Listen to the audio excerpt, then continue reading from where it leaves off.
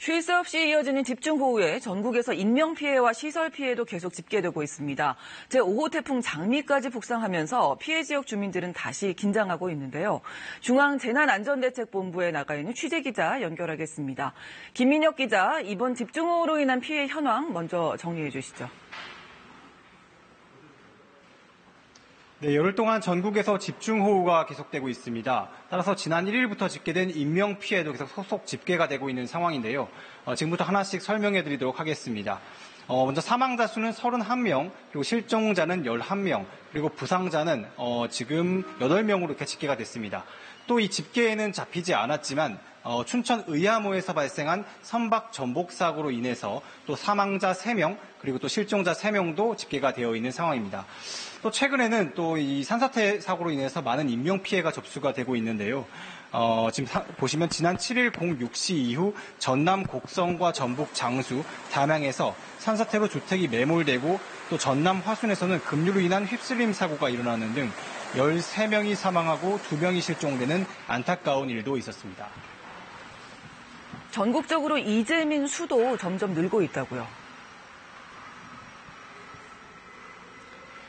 네, 그렇습니다. 전국 11개 시도에서 6,900여 명의 이재민이 발생한 걸로 이렇게 집계가 되고 있습니다.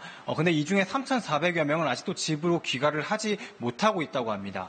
이뿐만 아니라 시설 피해도 계속 늘고 있는데요. 도로와 교량 4,300여 곳과 주택 4,000여 곳이 비 피해를 입었고요. 또 718곳에서 산사태 피해를 입은 걸로 집계가 됐습니다. 농경지 2만 5천여 헥타르도 물에 잠기는 등의 피해를 입었습니다.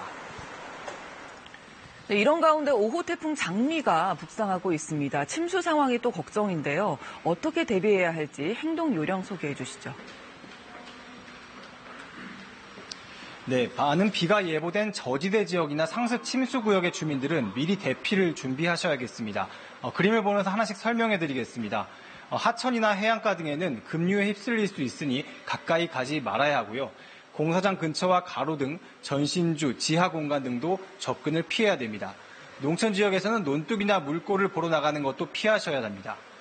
또 집안에 물이 들기 시작하면 전기와 가스를 차단해야 되는데 젖은 손으로 전기 차단기를 만지지 않도록 주의해야 되고요. 전기가 끊겼을 땐 양초 대신 손전등이나 휴대전화 등을 사용해야 됩니다. 집 밖으로 대피할 땐 가재도구에 미련을 두지 말고 서둘러 침수 지역을 벗어나야 됩니다.